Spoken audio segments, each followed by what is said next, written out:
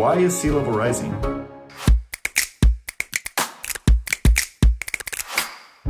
So on global scale, sea level is rising really because of our warming climate. There's two main factors causing sea level to change. The first is what we call thermal expansion. So as more heat gets trapped by the atmosphere, a lot of that heat gets absorbed by the ocean. When water warms, it actually expands, and that causes sea level to go up. The other reason that sea level is rising is because of melting ice.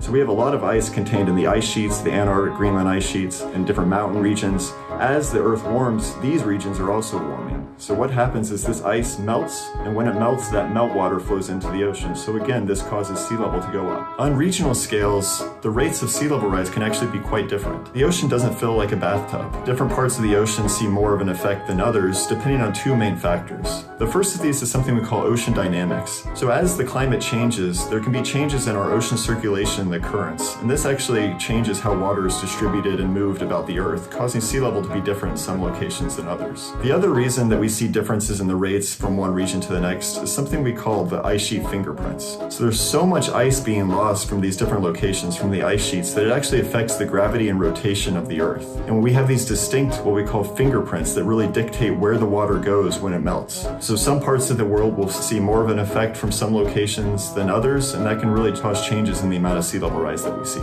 In sum, why is sea level rising? Sea level is rising really because of our warming climate.